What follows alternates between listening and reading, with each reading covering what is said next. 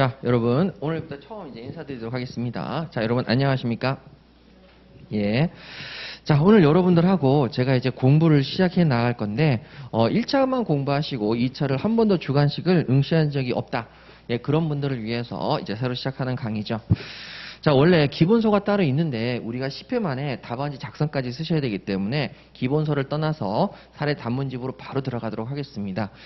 자, 그러면 이제 답안지 작성에 대해서 먼저 말씀을 드리도록 할게요. 저도 여러분처럼 1차만 공부하다가 어느 순간 2차를 들어간 적이 있습니다. 2차를 들어가면 진짜 솔직히 말씀드려서 제일 갑갑합니다. 제일 갑갑하고, 그리고 난 다음에 주위 사람들한테 물어봐요. 야, 어떻게 해야 답안지를 쓸 수 있냐? 그런데 제일 듣기 싫은 말이 뭐냐면 다 쓸 수 있어 가면. 뭔 소리야? 절대 그런 일은 없습니다. 그래서 답안지 작성에 대해서 굉장히 두려워하실 텐데 사실 두렵습니다. 저도 두려워했고요. 그리고 두려워하셔야 합니다. 만만하게 생각하신다면 큰 오산이죠. 자, 그래서 지금서부터 여러분 답안지 작성부터 시작해서 전체적인 커리큘럼을 말씀드릴 거예요. 다른 교수님들이, 다른 강사님들이 분명히 말씀을 해주셨나요? 해주셨어요? 아니, 지금 제가 첫 강의는 아니지요? 첫 강의는 아닌데, 여러분 저 앞에 혹시 실무하셨죠? 제가 금요일이니까 제가 거의 꼬라비 아닙니까? 꼴찌 아닙니까?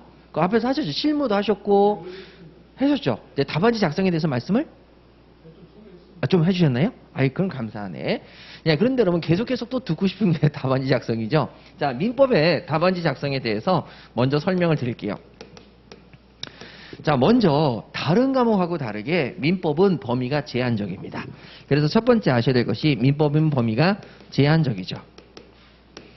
제한적이다 보니까 사실 모든 분들이 공부를 하실 때 조금 만만하게 생각하십니다. 만만하게 생각한다는 게 좋은 점수를 딸 수 있다라고 생각하시죠. 예, 맞아요.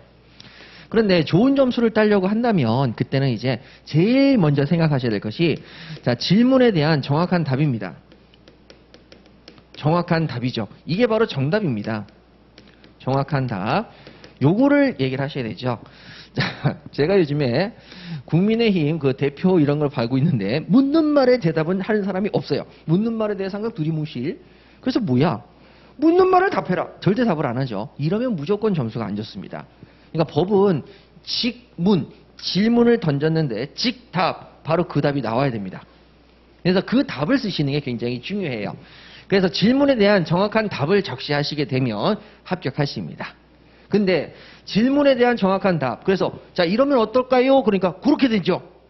좋아요. 그럼 합격을 시켜주는 게 아니라 그 질문에 대한 정확한 답이 나오는 과정을 적시하셔야 됩니다.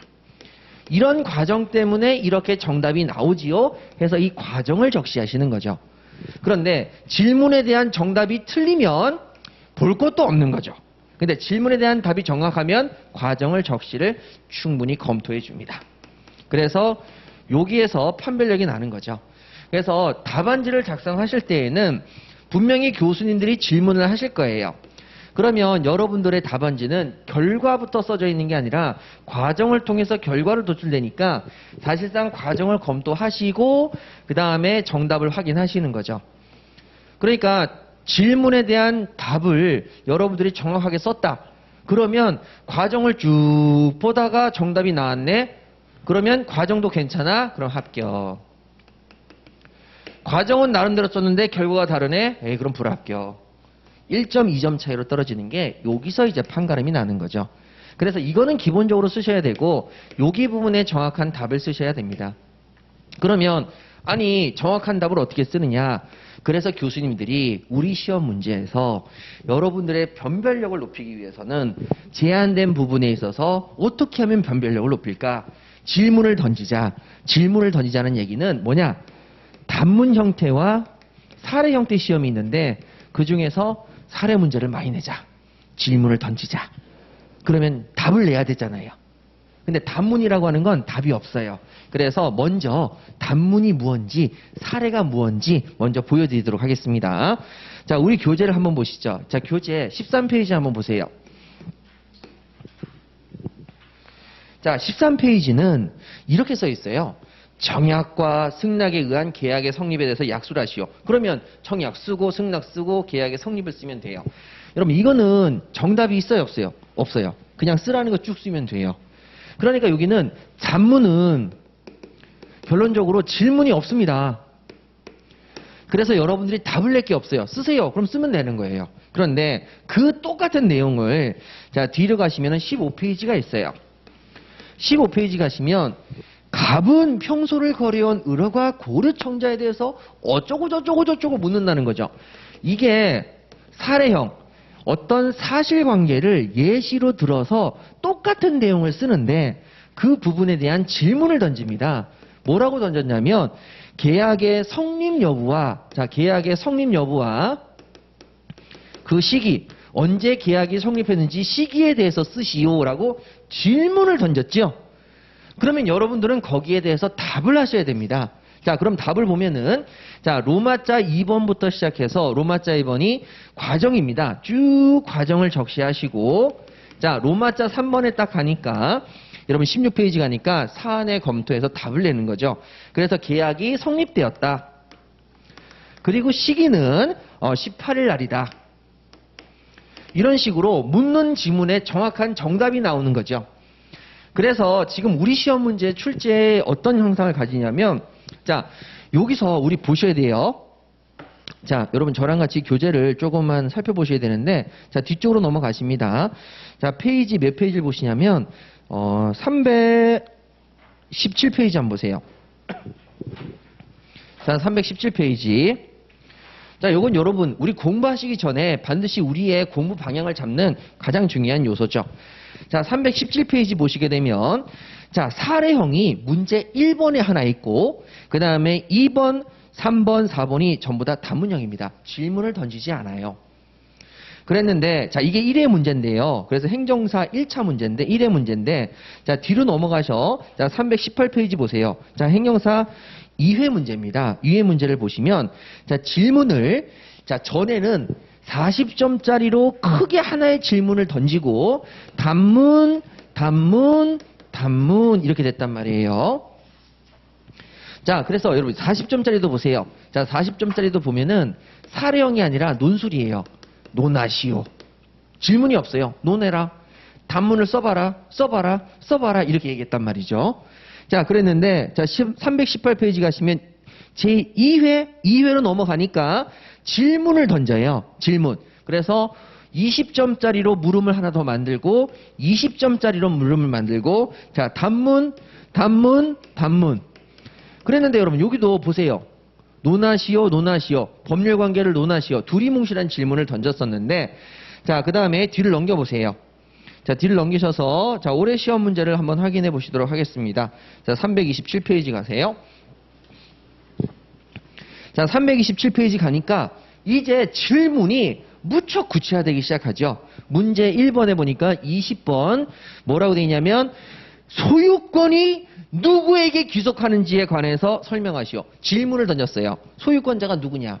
자, 물음 2를 가시면은 자, 신축 건철거 및 신축에 필요한 비용에 상하는 금액을 손해배상으로 청구할 수 있는지를 설명하시오. 손해배상 청구할 수 있니 없니? 이러고 질문을 던집니다. 자, 그 다음에 문제 2를 가세요. 문제 2를 가시니까 또 사례형입니다. 그 효과에 관해서 설명하시오. 자, 그 다음에 328페이지 가니까 항변권을 행사할 수 있는지 없는지를 설명하시오. 그래서 전부 다 사례형으로 나왔죠. 그러다가 단문이 하나 띵 나옵니다. 요건과 효과에 대해서 설명하시오. 단문. 이렇게 띵 나오는 거죠. 그러면 여러분 지금 보세요. 질문을 계속 던지는데 질문을 던지는 형태가 많아지고 있어요. 그러니까 질문에 대한 정확한 답을 내시는 연습을 저랑 같이 하셔야 됩니다. 그래서 지금 제가 이제 제 행정사 시험 문제 중에서 사례형이 제일 많아요. 그래서 여러분들하고 제가 어떻게 정리를 할 것이냐. 자, 그러면 선생님 사례형을 어떻게 공부합니까? 라고 한다면 여러분 이제 사례형 공부하는 방법을 알려드릴게요. 자, 그러면 사례형을 선생님 바로 들어가야 됩니까? 절대 그러면 안 됩니다. 절대 그러면 안 되고 자, 다시 15페이지로 오시죠. 13페이지로 오시죠. 자, 13페이지 보시면 단문입니다. 자, 그래서 거기 청약과 승낙에 의한 계약 성립에 대해서 약술하시오 해가지고 로마자 1번을 보면 청약, 내용, 청약의 효력, 승낙 적격 나와 있고 다음 페이지 보시면은 14페이지 승낙 나와 있고 내용, 연착의 승낙 어쩌고 저쩌고 해서 성립 시기까지 나와 있습니다. 자, 단문 내용이 로마자 1번, 로마자 2번, 로마자 3번까지 나와 있죠. 자, 이렇게 로마자 2번까지 나와 있는데 자, 단문은 이렇게 씁니다. 그럼 사례는 어떻게 쓰느냐? 여러분 15페이지 보세요. 15페이지 보시면 사례형이 나오는데 자, 거기 보시면은 자, 로마자 2번에 청약과 승낙에 의한 계약의 성립을 보시면 여기서 썼던 로마자 1번이 여기에 1번으로 들어가 있습니다. 요건 해가지고 청약, 내용, 청약의 효력, 내용이 똑같습니다. 하나도 다르지 않아요. 자, 16페이지 넘겨보세요. 똑같아요. 그 다음에 2번의 성립 시기가 여기 있는 이 로마자 2번이 이쪽에 2번의 성립 시기로 넘어온 거죠. 똑같습니다.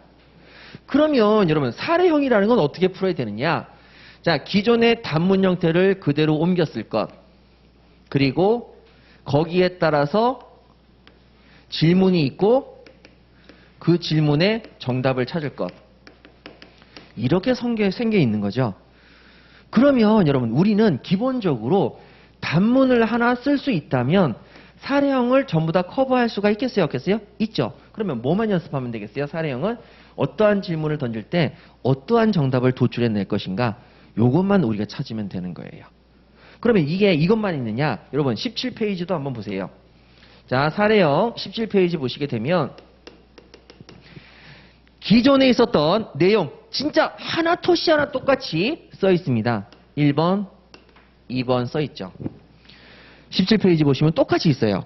내용이 다르지 않아요. 그리고 자, 마지막으로 질문이 달라진 거죠. 질문이 달라지고 정답이 달라졌습니다. 자, 그 다음에 19페이지도 한번 보시죠. 자, 19페이지 사를 보시게 되면 여기도 마찬가지로 1번하고 2번 기존 내용 똑같이 오시고요. 자, 질문이 달라지고 정답이 달라졌죠. 이렇게 생겨먹었습니다. 그러니까 여러분 여기서 보셔야 될 것이 공부가 선생님 이거 어떻게 다 외워? 뭘 다 외워요? 여러분 여기서 외워야 될 것은 결론적으로 몇 개? 한 개입니다. 결론적으로 한 개의 지문을 외우면 몇 개를 쓸 수 있다? 4개를 다 커버해요. 그러니까 여기 있는 단문을 하나 제대로 외워놓으면 나머지 사례까지 전부 다 커버가 되죠. 그러면 이걸 가지고 공부량이 4페이지라고 얘기하시면 안 되죠. 공부량이 하나입니다. 근데 질문을 제대로 해서 정답을 내려면 질문을 다양하게 물어봐야 되는 거죠. 그래서 여기 부분의 질문을 받고 있을 때 어떻게 답을 도출하는지 거기에 따른 정답이 어떻게 나오는지 확인만 하시면 되겠습니다. 이게 사례형입니다. 자, 되셨죠? 그래서 자, 그러면 이제 어떻게 공부할 것이냐? 가장 중요하죠. 저랑 같이 단문을 정확하게 공부하시고 단문 내용에 따라서 그 내용을 똑같이 쓰면 되는 거니까 문제가 없습니다. 그래서 단문 내용을 똑같이 쓸 거고요. 그럼 우리가 공부해야 될 것은 여기가 아니라 이거 공부해야 되는 거죠. 그리고 뭘 연습해야 되느냐? 질문에 대한 정답을 어떻게 도출할 것인가? 질문에 대한 정답을 어떻게 도출할 것인가? 질문에 대한 정답을 어떻게 도출할 것인가? 요것만 연습하시면 자, 끝납니다. 이렇게 하나가. 이렇게 끝나는 거죠. 그러면 하나를 제대로 공부하면 어떠한 질문도 답을 그렇죠. 그게 되게 많아요, 지금. 이 책에. 이 책에 그렇게 다 돼 있으니까 저랑 같이 그걸 연습하시면 돼요. 그래서 여러분, 선생님 이 두꺼운 걸 언제? 두껍지 않다니까요. 두껍긴 하다. 자, 두껍긴 한데 여러분 13페이지에 한 번만 기억하시면 13페이지를 정확하게 하시면 자, 어디까지 커버가 되냐면은 여러분 20페이지까지 커버가 되는 거죠.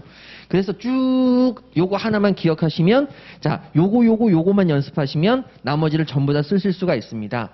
자, 그러면 이제 여기 부분을 갈게요. 선생님, 그럼 요거 하나를 외워야 된다고 하는데 어떻게 외웁니까? 이게 또 굉장히 중요한 문제거든요. 자, 그러면 제가 사실상 모든 시험에 다 통용이 돼요. 모든 시험에 다 통용이 되는데 자, 거기에 따라서 어떤 한 학생이 저한테 와서 질문을 던졌어요. 선생님, 제가 다른 학원에 가서는 1차 과목, 즉 객관식만 해요. 주관식을 안 하고 행정사만 하는데 선생님, 법과목은 다 똑같은데 어떻게 이 주관식을 암기하면 좋겠습니까? 라고 해서 행정법을 들고 왔어요. 감정평가사 시험인데 행정절차법이 2차에 들어가거든요. 그래서 행정법을 들고 와서 이거 어떻게 공부하면 되겠습니까? 그래서 제가 꼭 물었죠. 어떻게 공부하냐? 처음부터 다 외우는데요. 외워집니까? 물어봤는데 그래서 고민이 돼서 왔습니다라고 하는 거죠. 자, 그래서 요 답안지를 어떻게 외우는지 자, 지금부터 알려드릴게요. 먼저 채점 기준을 보셔야 돼요. 채점 기준에 맞춘다면 우린 답안지를 어떻게 개똥같이 써도 채점 기준에만 맞추면 합격할 수 있는 거죠. 자, 채점 기준을 먼저 보셔야 되는 게 채점을 하는 사람이 한 명일 것이냐, 둘에서 세 명일 것이냐, 요거부터 먼저 보셔야 됩니다. 채점을 할 때에는 절대 한 명이서 할 수가 없습니다. 두세 명이서 하는데 그럼 두세 명이 채점을 할 때 한 번씩 보고 끝냈냐? 그렇지 않아요. A라는 교수가 이 답안지를 채점을 하셨으면 B나 C라는 교수님이 돌아가면서 확인을 하시고 A가 준 교수의 점수가 타당한 것인지 검토를 하게 돼 있습니다. 그렇기 때문에 절대 여러분들의 답안지가 한 번만 평가를 받는 건 아닌 거죠. 여러 사람이 봐도 충분히 그만한 점수를 줘야 되겠다라고 타당했을 때 주는 겁니다. 그러면 기준이 있어야 될 거 아닙니까? 기준. 어떤 기준으로 채점을 해도 누가 똑같이 해도 똑같이 나와야지. 얘가 채점하니까 80점, 얘가 채점하면 30점, 얘가 채점하면 50점. 이런 식으로 나오면 안 되지 않습니까? 맞지요. 그래서 채점 기준이 필요합니다. 그러니까 이런 걸 모르면 답안지 쓰실 수가 없어요. 그래서 이걸 철저하게 분석을 해야 됩니다. 그래서 제가 알려드리는 거예요. 자, 그러면 누가 채점하느냐에 따라서 당연히 기준이 달라진다. 그럼 한마디로 말해서 너 내 학설 썼어? 내 의견을 따랐니? 내 의견 따랐네. 80점. 넌 내 학설을 안 따르고 저 선생 학설을 따라서 넌 30점. 이렇게 갈 수는 없잖아요. 그러니까 어느 교수님한테 그 의견을 따른다 이렇게 해서 점수를 주는 게 아니에요. 그럼 뭐냐? 여러분들의 문장에 단어마다 점수가 있습니다. 단어. 여기서 꼭 나와야 되는 단어냐? 여기서 꼭 필요한 단어냐? 이 단어에 따라서 점수를 주게 돼 있어요. 그러면 누가 채점을 해도 그 단어에 따라서 단어에 대해서 여러분 점수가 어떻게 돼 있냐면 0.3점, 0.2점, 0.2점, 0.5점 이렇게 해서 단어당 굉장히 점수가 디테일하게 돼 있습니다.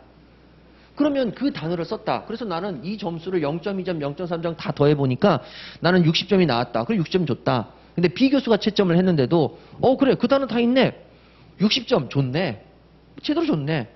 또는 C 교수가 채점했는데 에이 이거는 이 단어는 그 단어로 볼 수가 없지. 그 단어를 이렇게까지 해석해서 점수를 주는 건 너무 좀 오바야. 그래서 그 점수 깔래. 이렇게 하는 거죠. 그런 식으로 하기 때문에 절대 여러분 점수가 크게 편차가 없습니다. 그래서 여러분 우리가 공부를 하실 때 가장 중요한 채점 기준은 뭐다? 단어다. 단어다. 문장이 아니다. 단어다. 문장을 쓰려고 덤벼들지 마라. 개똥같이 문장을 써도 단어가 들어있으면 점수를 줘야 된다. 그러니까 뭐 청산유수같이 자 여러분 13페이지 딱 보니까 가번의 내용을 보니까 청약은 그에 응하는 승낙만 있으면 곧 계약이 성립하는 구체적 확정적 의사표시여야 한다. 이렇게 문장을 멋지게 만들려고 생각하지 마셔라. 그러면 못 쓴다. 이 얘기지요. 그러면 여러분 자 만약에 가번의 내용이 있는데 채점 기준이 있을 거 아닙니까? 그러면 첫 번째 청약이니까 청약은 요 단어가 들어가면 점수가 0.2점 이렇게 들어가겠죠. 그리고 그에 응하는 승낙만 있으면 곧 계약이 성립하는 구체적 확정적 의사표시다. 자 청약은 구체적 확정적 의사표시이다. 이거를 쓰는 게 제일 중요하겠죠. 청약이라는 것은 구체적일 필요가 있고 확정적일 필요가 있는 의사표시다. 그러면 여기에 0.2점, 0.2점, 0.1점 그래서 이게 0.5점이 되는 거지요. 그러면 이렇게 쓰면 몇 점을 받으시는 거예요? 0.7점을 받습니다. 0.7점. 자, 그 다음에 그 밑에 따라서 청약을 할 때에는 자, 뭐를 써야 되냐? 계약의 내용을 결정할 수 있을 정도의 사항을 포함해라. 요게 여러분 한 1점 정도가 된다. 그러면 이 두 문장을 쓰면 몇 점을 받으시는 거죠? 2점 받으십니다. 이렇게. 그렇게 점수를 채점한단 말이죠. 그러니까 문장을 멋지게 쓰려고 하지 마세요. 청약은 구체적 확정적 의사표시이다. 오케이. 점수 나옵니다. 거기에 뭐 승낙만 있으면 곧 계약이 성립하는 그런 단어 안 써도 합격해요. 근데 만약에 여러분들이 이거를 이것만 쓰면 됩니까? 아, 이거라도 쓰시라고요. 이거라도 쓰는 게 중요하지. 첫 번째 문장처럼 쓸데없이 승낙액만 있으면 곧 계약이 성립하는 이런 단어를 써놓고 히히히 이렇게 웃고 있으면 0.7점밖에 안 나온다니까요. 그 밑에 있는 문장을 쓰는 게 더 중요하지. 잘 쓰려고 생각하지 마세요. 아셨죠? 여기서 마음을 좀 내려놓으셔야 됩니다. 잘 쓰지 말고 핵심적인 단어는 꼭 쓰자. 예, 그래서 마음의 부담감을 좀 덜으시고, 그래서 자, 제가 밑줄을 그어드릴 겁니다. 그러면 밑줄을 그어드리면 청약은 구체적 확정적 의사표시이다 밑줄을 그어드릴 거거든요. 그러면 나머지는 원칙적으로 읽는다 읽지 않는다? 읽지 마세요. 아셨습니까? 나머지는 읽지 마십니다. 그런데 시험장에 가서 여러 번 읽다 보니까 좀 스킬이 생겨요. 스킬이 생기는 게 뭐냐? 청약이라는 거는 승낙만 하면 곧 의사표시가 성립을 해야 되니까 청약을 할 때는 구체적 확정적 의사표시다 이렇게 외웠는데 나중에 시험장에 가니까 승낙만 있으면 계약이 성립하는 이런 문장을 썼어요. 나쁠 건 없죠. 하지만 반드시 써야 되는 문장을 못 쓴다. 그럼 떨어지는 겁니다. 그래서 문장을 잘 써서 여기 있는 대로 다 하려고 하지 말고, 자, 여러분 제가 이게 PT계의 목소리 높여서 얘기하는 건 답안지 작성의 요령을 모르면 큰일 나기 때문에 그런데 답안지 못 써요. 제가 이걸 모르고 제가 시험을 본 적이 있었는데 그때 개작살 났습니다. 점수가. 나중에 이제 알게 된 거죠. 자, 그래서 여러분 제가 여러분들에게 가 해놓고 밑줄을 그어드릴 거예요. 청약은 구체적 확정적 의사표시여야 된다. 그러면 이것만큼은 절대 쓰자는 생각을 가지고 답안지를 작성하셔야 됩니다. 아셨죠? 그런데 선생님 이것만 써도 되느냐? 써보세요. 시간이 부족할 거예요. 이것만 가지고도. 그럼 선생님 이거 너무 많지 않느냐? 여러분 이 정도는 최소한 해야 그나마 쓸 수 있습니다. 그러니까 제가 밑줄을 그어드리는 것만은 반드시 좀 기억하자. 예, 그렇게 생각하시고 나머지 문장은 대충 끼워 맞추면 됩니다. 청약 2단, 구체적 성적이 뭐 이게 마음대로 조사 붙이는 건 상관없어요. 청약 그리고 뭐 이런 식으로 써도 떨어지지 않아요. 문장이 안 된다고 해서 절대 떨어지지 않습니다. 제가 아시는 분이 한번 테스팅을 해봤어요. 어떤 분이냐면 나이 50 다 돼서 회사를 퇴사하시고 그때 당시에 이제 사법시험을 준비하겠다라고 나왔어요. 그랬는데 그분이 단어는 다 기억이 나는데 중간에 문장이 하나도 기억이 안 나서 문장을 읽어보면 다들 이게 무슨 문장이야? 라고 얘기했던 문장이 말이 안 되는 분이었는데 그분이 아주 우수한 성적으로 합격을 합니다. 왜? 단어를 다 썼으니까. 문장이 개똥 같아도 단어가 다 들어가 있는데 어쩌란 말이냐 이거죠. 합격했습니다. 그리고 그분은 변호사로서 활동을 왕성하게 하고 계시죠.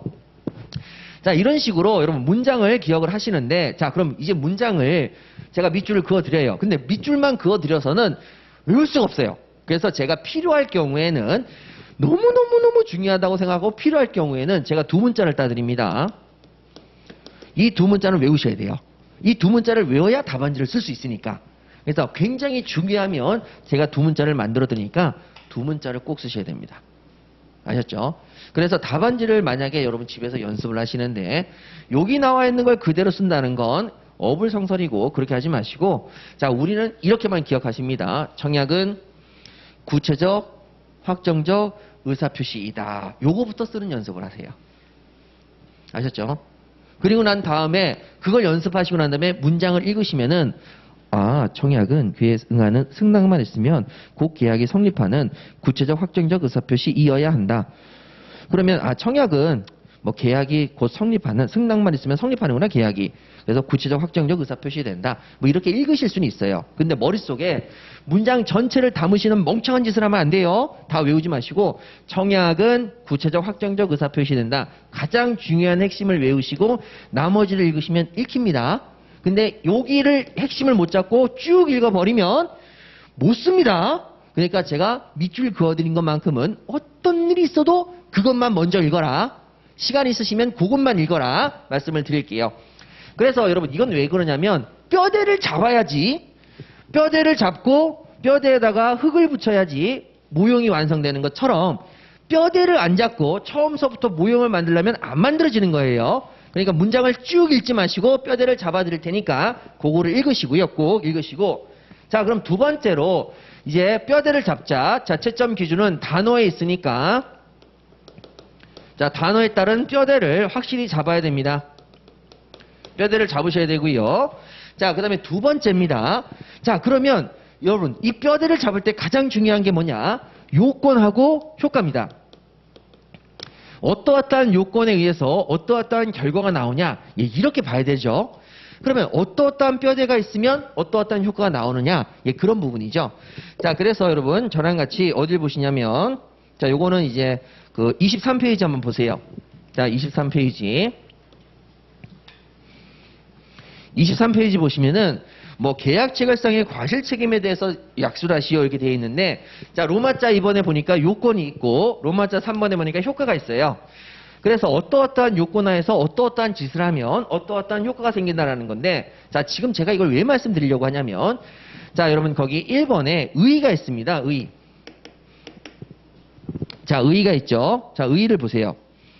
많은 분들이 또 이거 읽으실 때 의의부터 읽고 요건 효과를 이렇게 책을 읽으세요. 이것도 멍청한 거야. 이러면 안 돼요. 이것도 안 돼요. 그러니까 처음서부터 문장을 읽어서도 안 돼요. 뼈대를 잡고 뼈대를 읽어야 되고 뼈대를 읽는데도 의의부터 읽어서는 절대 안 돼요. 요건하고 효과부터 읽어야 돼요. 이것도 잘못하면 엄청 망합니다. 의의에서 멈춰요. 왜 그러냐면 여러분 제가 보여드릴게요. 자, 거기 23페이지 의의를 보세요. 자, 첫 번째 계약 체결상의 과실 책임이란 자, 밑줄 한번 그어보시죠. 계약 체결 행위가 있었다. 밑줄 한번 그어보세요. 그게 어디 있어요? 로마자 2번의 요건을 가시게 되면 1번의 우측에 계약 체결 행위가 있었을 것 이렇게 돼 있죠. 그 다음에 자, 의의에 다시 올라가셔서 계약의 목적물이 원시적 불능이다. 자, 목적물이 원시적 불능 상태 밑줄 그으세요. 그게 어디 있어요? 2번에 있어요. 원시적 불능 상태일 것. 목적물 원시적 불능 상태일 것 2번에 있죠. 자, 그 다음에 그 위로 다시 올라가니까 자, 세 번째 의의 두 번째 줄에 상대방의 손해를 배상할 책임을 말한다. 이렇게 돼 있는데 상대방의 손해를 배상할 책임이 어디 있어요? 자, 24페이지 넘어가 보세요. 2번에 실내이익 손해배상인데 두 번째 줄에 보시면 상대방의 실내이익에 따른 손해를 배상해야 된다라고 나와 있죠. 그러니까 여러분 의의라는 건 요건 몇 가지하고 효과를 짜집게 하는 것이지 이거를 어떻게 읽냐 말이죠. 못 읽어요. 요건과 효과를 알면 당연히 짜집기가 된다 안 된다? 된다. 그래서 맨 마지막에 읽는 거예요. 맨 마지막에. 답안지를 작성하실 때에도 그러면 답안지를 작성하실 때 의의를 작성한다? 에이 미친 짓이죠 이거는. 의의를 처음부터 작성하지 마시고 요건 쓰시고 3번 효과 쓰신 다음에 의의를 써야 된다. 그러면 계약 체결상의 과실 책임이란 요건 몇 가지 들고 오고 효과 하나 들고 오면 비벼버리면 의의가 나와야 안 나와요? 나와요. 그럼 필요한 단어 다 들어가 있잖아요. 점수 1점, 2점 받으시는 거죠. 그러니까 여러분 의의도 공부하는 거 아닙니다. 의의도 공부하지 마세요. 그래서 의의도 공부하지 않는다. 그래서 제가 그 친구한테도 이걸 알려줬죠. 의의는 공부하는 게 아니니까 선생님 너무 신기하네요. 뭘 신기해? 그렇게 하는 거예요. 예, 원래 의의는 그렇게 나온 겁니다. 그래서 교수님에 따라서 의의 내용이 다 달라요.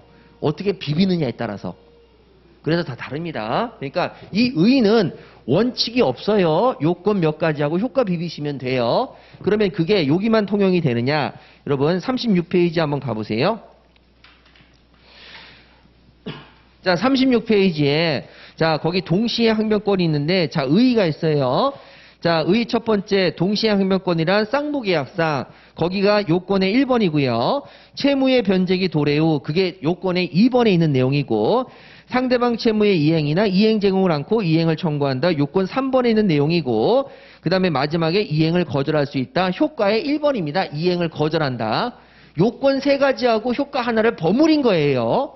그러니까 이런 건 외우시는 게 절대 아닙니다. 이런 거 외우시느라고 힘 빼시면 안 돼요. 그래서 여러분 두 번째로 말씀드립니다. 단어를 중심으로 뼈대를 기억하고 요건도 마찬가지로 단어를 중심으로 뼈대를 잡으시고 효과도 문장을 읽을 때 단어를 중심으로 뼈대를 잡으시고 이렇게 된 것 자체에 의의는 절대 읽지 않는다. 예, 꼭 좀 기억해 주세요. 그래서 여러분 의의라는 것은 읽지 않습니다. 이거는 요건과 효과를 버무리면 결론이 나오는 것이기 때문에 요렇게 의 자체를 먼저 공부하시는 어리석음을 변해서 시험을 망치시면 안 된다. 이렇게 말씀을 드릴게요. 자, 그 다음에 세 번째는 뭐냐면은 이제 민법에 통용되는 내용인데 이게 다른 법에도 통용이 되는지는 제가 사실 잘 모르겠어요. 행정법이 어떤지 실무가 어떤지 제가 본 적이 없어가지고. 자, 그 다음에 이제 3번에 가시게 되면 이제 이 많은 것들을 할 때 제가 이렇게 해드릴 거예요. 제가 논문하고 교수님들 책을 논문하고 교재를 여러분 제가 계속 분석을 해요. 그래서 분석을 해서 제가 들어올 때 시험에 안 나올 것 같습니다. 지우십니다. 라고 하면은 그건 절대 보지 마세요. 아셨죠? 그건 제가 정리해 드려요. 제가 진짜 그것 때문에 한 몇 시간씩 고민하다 오거든요. 그러니까 요거는 안 나올 것 같으니까 안 나올 것 같습니다. 라고 하면 고민하지 마시고 그냥 지워버리시면 되겠습니다. 예, 그래서 제가 안 나올 것 같습니다. 그러면 지워버리시고 보지 마시고 그것만 해도 많잖아요. 그것 말고도 많은데 특히 민법만 있어요? 실무도 있죠. 절차론도 있죠. 그 다음에 사무관리도 있죠. 그러니까 일반 행정사 공부하시는 분들은 그 한 과목당 50개씩 외울 걸 던져주면 내용이 50개밖에 안 돼가 아니라 총 200개를 외워야 된단 말이죠. 그러니까 굉장히 어려워요. 그래서 여러분들 저랑 같이 자 보지 말라고 하는 거 과감히 안 보시는 게 제일 좋습니다. 자, 그 다음에 네 번째입니다. 자, 그러면 문제를 사례형으로 낼 때에는 사례형은 맞추기가 쉽지 않습니다. 어떻게 바꿀지 모르니까. 근데 이것도 원칙이 사실은 있습니다. 교수님들이 사례형으로 바꿀 때에는 판례를 중심으로 해서 바꿉니다. 그래서 사실 제가 올해 모든 교재를 판례 중심으로 다 바꿨어요. 판례 중심으로 다 바꿨기 때문에 여기 나와 있는 사례는 꼭 잘 기억해 두셔야 됩니다. 그렇게 나올 가능성이 상당히 높아요.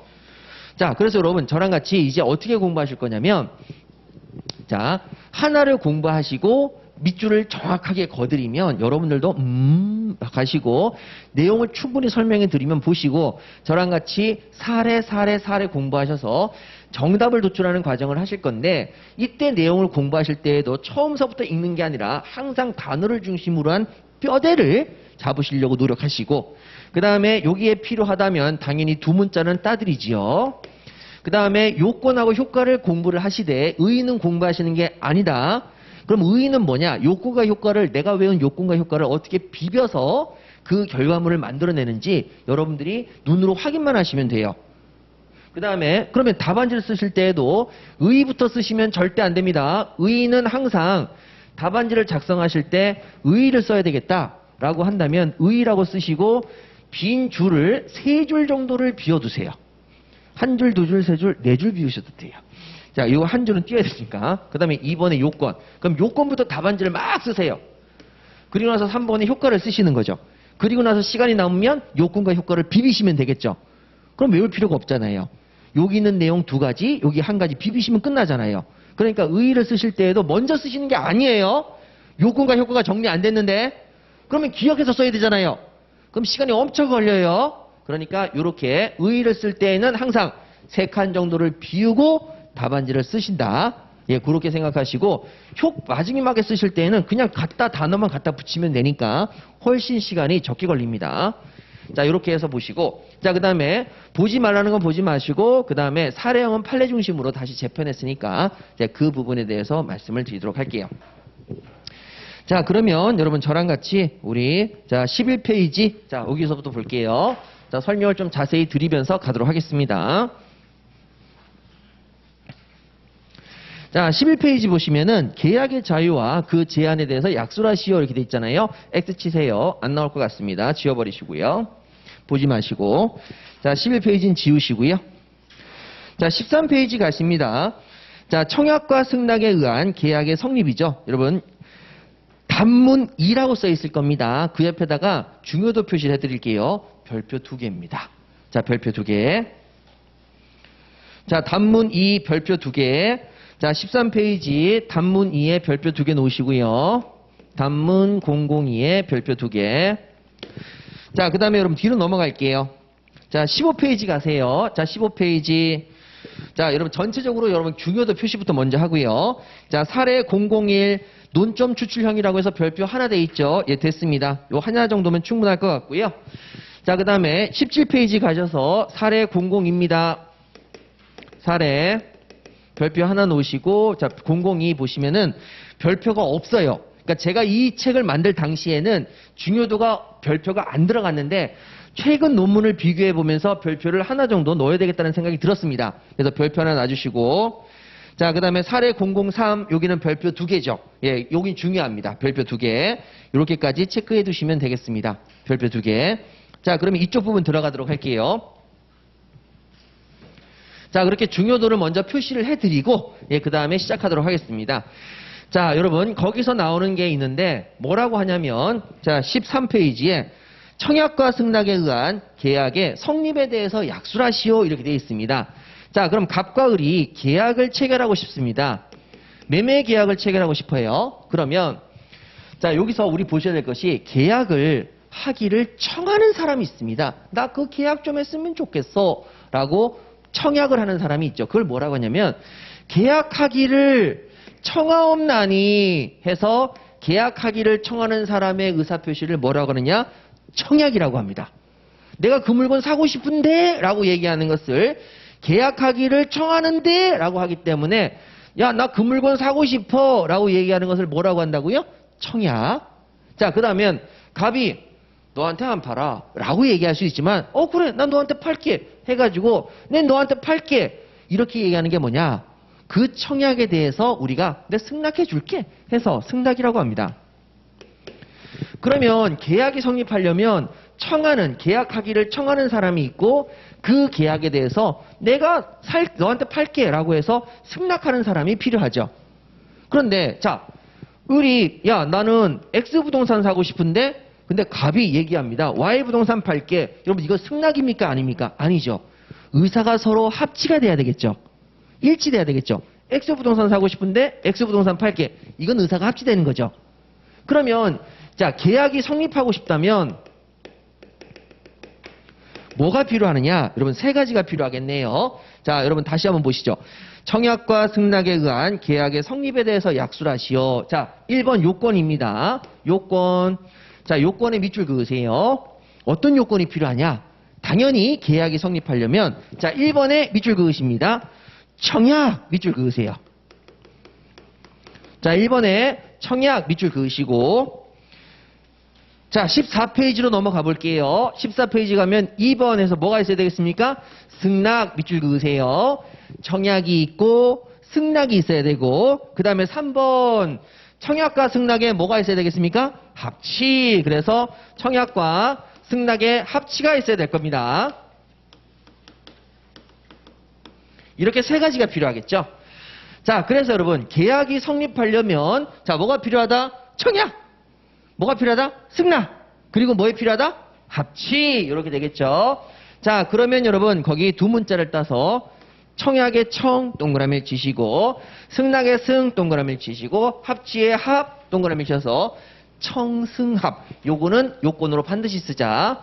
청승합. 이렇게 해서 요건 옆에다가 청승합이라고 써주세요. 요건 옆에다가 청승합. 청약과 승낙과 합치. 자, 그래서 집에 가서 연습하셔야 되겠죠. 계약이 성립하려면 요건이 뭐가 필요하다? 청약, 승낙, 합치. 청약, 승낙, 합치.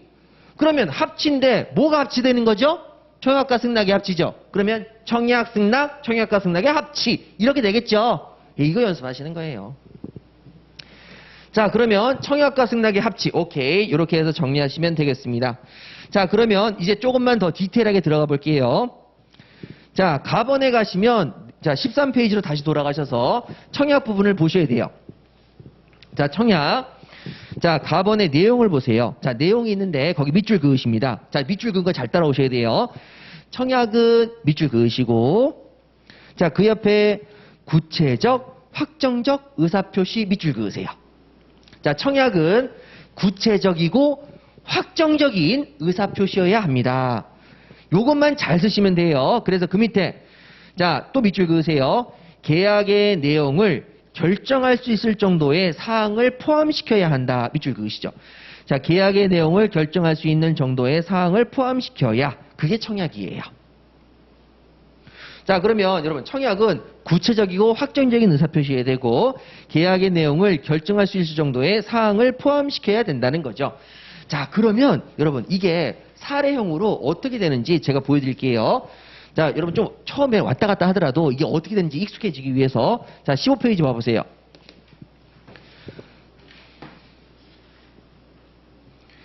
자, 15페이지 보시게 되면 자, 거기 위에 사례가 있어요. 자, 갑 동그라미 쳐보세요. 갑은 동그라미 치시고 자, 그 다음에 중요하지 않은 거는 제가 밑줄 안 그을게요. 평소 거래온 을에게 자, 고려청자 구입 밑줄 그으세요. 고려청자 구입. 자, 밑줄 그으시고 1억 원의 구매, 1억 원 구매에 밑줄 그으세요. 자, 이렇게 얘기했어요. 자, 갑은 을에게 이렇게 얘기합니다. 야, 나 고려청자 있어. 구입할래? 1억 원에 살래? 이렇게 물어봤죠. 자, 그러면 여러분 이게 갑이 을한테 지금 뭘 한 거예요? 너 이 물건 살래? 라고 뭐 한 거죠? 청약을 한 거예요. 계약하기를 청하는데? 라는 거죠. 그런데 자, 이 내용을 보세요. 고려청자를 구입하는데 1억 원에 구입하라고 했는데 자, 을이 이렇게 얘기해요. 야이씨, 언제? 날짜가 없잖아. 장소 어디? 장소가 없잖아. 이런 식으로 청약하면 돼? 이렇게 얘기할 수 있죠. 그런데 자, 우리 앞으로 돌아가셔서 13페이지를 보세요. 자, 내용 다시 한번 읽어볼게요. 청약은 구체적이고 확정적인 의사표시해야 되는데 계약의 내용을 결정할 수 있을 정도면 돼요. 계약의 내용을 결정할 수 있을 정도면 돼요. 자, 고려청자와 1억 원. 굳이 장소와 시간이 없어도 계약의 내용을 결정할 수 있을 정도의 사항은 다 적었어요, 안 적었어요? 적었다는 거죠. 예, 그런 걸 묻는 거죠. 무슨 말인지 아시겠어요? 그러니까 자, 이 제가 밑줄을 그어드릴 때에는 어떤 이유가 있냐면 자, 제가 이제 예를 들어 설명할 거예요. 원래 계약이라는 것은 고려청자를 너 1억 원에 살래? 몇 월 며칠을 넘길게. 장소는 어디서? 이렇게 디테일하게 쓰는 게 맞아요. 근데 뜬금없이 을한테 고려청자 살래? 1억 원에? 이렇게만 보냈을 때 과연 이게 청약으로서 구체적 확정적 의사표시냐? 라고 물어보니까 계약의 내용을 결정할 수 있을 뭐를 파는데 고려청자 얼마인데 1억 원. 그러면 여러분 그 계약의 내용을 결정할 수 있는 사항까지는 가지고 있는 거예요? 안 가지고 있는 거예요? 가지고 있는 거라 이렇게 보는 거죠. 무슨 말인지 아시겠죠? 예, 이런 식으로. 자, 그래서 그러면 청약은 충분하구나. 효력이 있구나. 청약은 제대로 되었다 안 되었다? 됐구나. 몇 가지가 빠졌어도 됐다 안 됐다? 된 거죠. 예, 그런 식으로 사례를 풀어나가는 거예요. 그러면 여러분 여기서 답안지를 쓸 때 교수님 보세요. 고려청자하고 1억 원하고 장소하고 일자까지 좀 디테일하게 써야 되는데 그런데 고려청자하고 1억 원만 썼어도 이건 청약으로서 확실합니다. 여러분 이렇게 답안지를 써서 교수님을 가르치듯이 답안지를 쓰면 교수님들이 좋아하겠어요? 싫어하겠어요? 쟤 뭐냐? 이렇게 하는 거죠. 그러니까 이때 답안지를 어떻게 쓰냐면 여러분 자, 뒤를 넘기셔서 16페이지 보세요. 자, 16페이지 로마자 3번에 사안의 검토가 있어요. 딱 보니까 다른 말 전혀 없어요. 청약이 제대로 됐다는 것을 그냥 전제로 끝나요. 그래서 자, 사안의 검토 보니까 청약이 제대로 되었다 그런 말은 절대 쓰면 안 돼요. 그건 우리만 아는 거예요. 우리만. 아셨어요? 그러니까 교수님한테 답안지를 쓰실 때에는 자, 이게 청약이 제대로 됐고요. 이게 승낙이 제대로 됐어요. 자, 보셨죠? 이렇게 쓰면 안 돼요. 그러니까 이거는 우리가 어디까지 답안지를 써야 될지는 제가 여러분들에게 정해준 만큼만 쓰시면 돼요. 그러면 교수님한테 자, 승낙은 효력이 있었는데요. 어떻게 효력이 없어졌어요? 이렇게 얘기를 한다면 청약은 이미 효력이 있다는 걸 전제로 답안지를 썼다는 걸 교수님들이 캐치하시는 거죠.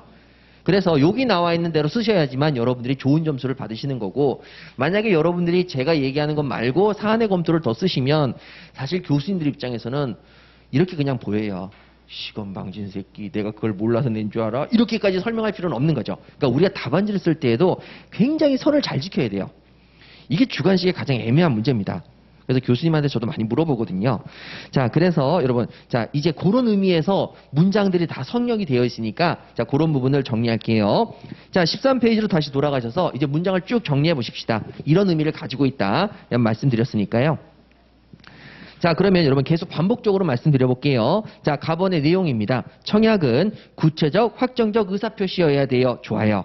그리고 계약의 내용을 결정할 수 있을 정도의 사항을 포함시켜야 돼요. 이 단어는 꼭 쓰셔야 돼요. 내용을 결정할 수 있을 정도의 사항을 포함시키자. 뭔지 모르겠지만. 자, 나와번에 청약의 효력이죠. 자, 청약의 효력. 자, 저랑 같이 밑줄을 그으실 때 잘 그으셔야 됩니다. 자, 먼저 보시죠. 첫 번째 줄에 청약은 밑줄 그으시고요. 자, 그 밑에 두 번째 줄에 먼저 밑줄 그으세요. 승낙의 통지를 받지 못한 때에는 효력을 잃는다. 밑줄 그으세요. 자, 두 번째 줄에 승낙의 통지를 받지 못한 때는 효력을 잃는다. 여러분, 밑줄이 왜 중요하냐면 여러분 읽으실 때 이렇게 읽게 돼요. 청약은 너 1억 원에 살래? 고르청자 1억 원에 살래? 청약을 했는데 상대방이 답이 없어요. 을이 쌩 깠어요. 답을 안 해줘요. 그러면 청약은 효력을 계속 유지한다? 효력을 잃는다? 효력을 잃어버리는 거죠.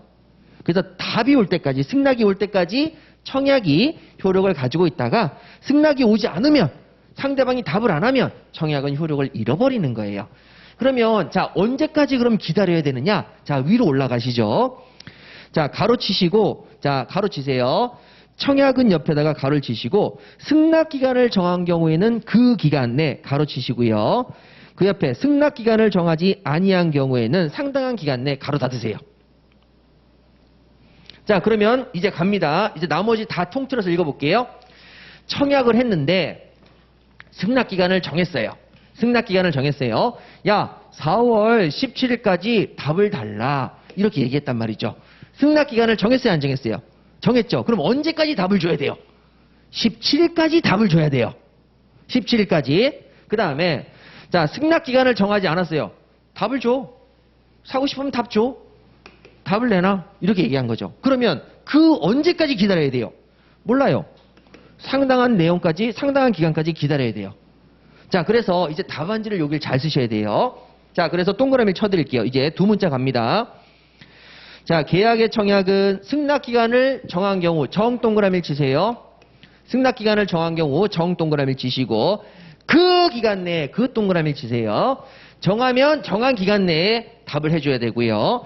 승낙기간을 정하지 아니한 경우 아니 동그라미를 치시고 아니한 경우에는 그 밑에 상당한 기간 내에 상당할 동그라미를 치세요. 자, 그래서 승낙기간을 정하면 그 기간 내에 승낙을 해야 되고 승낙기간을 정하지 아니할 때에는 상당한 기간 내에 답변을 승낙을 해야 되는데 그때 승낙의 통지를 받지 못하면 그 기간 내에 승낙을 받지 못하면 통지를 받지 못하면 자, 상당한 기간 내에 승낙의 통지를 받지 못하면 청약은 효력을 잃는다 안 잃는다? 잃어버린다. 이렇게 되는 거죠. 자, 그래서 이제 가도록 할게요. 어떻게 할 거냐면 자, 여러분 저랑 같이 답안지를 쓰시는 연습하시는 거예요. 자, 어떻게 하냐? 청약은 승낙의 통지를 받지 못하면 효력을 잃는데 자, 기간을 정하면 그 기간 내에 해야 되죠. 그래서 기간을 정하면 그 기간 내에 통지를 받아야 되고 기간을 정하지 아니하면 그때는 어떤 기간 내에 상당한 기간 내에 답변을 받아야 되는데 그 기간 내에도 승낙의 통지를 받지 못하면 청약은 효력을 가진다 잃어버린다 이렇게 돼 있는 거죠. 그래서 여러분 꼭 답안지를 쓰실 때 여기 부분을 제일 잘 쓰셔야 돼요. 기간을 정하면 그 기간 내에 그 다음에 기간을 정하지 아니한 경우는 상당한 기간 내에 그래서 승낙의 통지를 받지 못하면 청약은 효력을 잃는다. 이렇게 해서 답안지 쓰는 연습을 하셔야 되는 거죠. 자, 답안에 승낙 적격이 있는데 여기는 좀 진짜 어려워요. 그래서 승낙 적격의 경우는 여러분들이 승낙 적격을 반드시 기억하셔야만 여기에 답안지를 제대로 쓰실 수가 있습니다. 그래서 전체적인 설명은 좀 나중에 해드리도록 하고요. 자, 일단 첫 번째 시간은 제가 여러분들에게 말씀드린 거는 자, 뭐냐? 우리가 답안지를 쓸 때 자, 지금까지 공부했던 것을 답안지를 한번 써온다면 이렇게 된다고요. 지금 여러분들께서 어떻게 공부해야 되는지 방법하고 답안지 쓰는 연습인데 자, 먼저 계약의 성립, 청약과 승낙에 따른 계약의 성립을 쓰세요. 그러면 여러분들 머릿속에는 계약의 성립이네. 그러면 청, 승, 합 요걸 써야 되겠네. 요렇게는 떠올리셔야 돼요. 청승합을 써야 되겠다. 그러면 청약에는 뭘 써야 되느냐라고 했을 때, 자, 청약은 이것도 의사표시니까 의사를 구체적이고 확정적인 의사표시를 해야 하고, 자, 그 다음에 밑에 쓰셔야 될 것은, 자, 계약의 내용을 결정지을 만한 내용은 꼭 포함돼야 되겠다. 이렇게 쓰시고, 자, 그 다음에 그러면 청약은 언제까지 답을 얻어야 되느냐라고 하니까 청약은 승낙 기간을 정하면 그 기간 내에 답을 얻고 승낙 기간을 정하지 아니한 때에는 상당한 기간 내에 답을 얻어야 되는데 그때까지 답을 얻지 못하면 효력을 가진다 못 가진다? 못 가진다. 이런 식으로 쓰시는 거죠. 그러니까 제가 지금 문장을 말했을 때 거기 나와 있는 표현을 정확하게 썼어요? 비슷하게 썼어요? 비슷하게 써도 돼요. 비슷하게 써도 된다고요. 무슨 말인지 아시겠어요? 그러니까 제가 그 중에서 이거는 정확하게 쓰라고 두 문제까지 만들어 드렸잖아요. 이건 비슷하게 가면 안 돼요. 비슷하게 쓸 수가 없어요. 그러니까 그런 식으로 내가 여기 있는 문구를 똑같이 베껴야 되겠다는 그런 어리석은 생각을 한다면 절대 답안지를 쓰실 수가 없어요. 그리고 심적으로 엄청 부담감을 가지셔서 답안지도 못 써요. 무슨 말인지 아시겠죠? 그래서 자, 그럼 복습을 할 때 어떻게 하느냐? 가시는 거죠. 자, 계약이 성립하려면 청승합 이게 필요한데 청약은 일단 구체적 확정적 의사표시가 되고 계약의 내용을 결정할 수 있을 정도의 사항을 포함시켜야 돼. 이렇게 계속 연습하시는 거예요. 그냥 계속 연습하시는 거예요. 읽으실 때 다른 거 읽지 않잖아요. 뭐 승낙을 있으면 계약이 성립할 정도의 구체적 확정적 의사표시 이런 거 없잖아요. 청약은 구체적 확정적 의사표시 내용을 계약이 성립될 정도의 내용을 포섭하고 포섭이라는 단어를 써도 되는 거예요. 내용을 결정할 수 있는 내용을 포함하고 있어야 된다. 이런 단어는 마음대로 쓰셔도 돼요. 전체 큰 틀을 흐트러뜨리지 않으면. 그리고 자, 그러면 언제까지 청약은 효력이 생기는데 승낙 기간을 정했어. 그럼 그 기간 내까지는 청약이 효력을 가지고 승낙 기간을 정하지 않았어. 그러면 그 기간을 정하지 아니했을 때는 상당한 기간까지 기다려. 그때까지 승낙의 통지가 없으면 청약은 효력을 잃어버려. 이런 식으로 계속 읽는 거죠. 자, 그래서 여러분 거기 나번에 청약의 효력 보세요. 청약은 승낙 기간을 정한 경우 그 기간 내, 승낙 기간을 정하지 아니한 경우 상당한 기간 내 승낙의 통지를 받지 못한 때에 효력을 잃는다. 그러면 그때까지는 기다려. 이런 얘기죠. 그래서 이렇게 쭉 쓰시고. 그래서 이것만 계속 반복해서 읽으시는 거예요. 반복해서 읽으세요. 예, 그래서 거기 나와 있는 외우려고 생각하는 건 선생님 정말 안 외워집니다. 그러면 청약은 자, 언제까지 효력을 가지느니 효력을 잃는다라고 되어 있는데 언제까지 기간을 정하면 그 기간 내에 기간을 정하지 아니면 상당한 기간 내에 승낙의 통지가 없으면 청약 효력을 잃어요. 이렇게 연습을 하시는 거죠. 이것만큼은 꼭 쓰자. 이런 겁니다.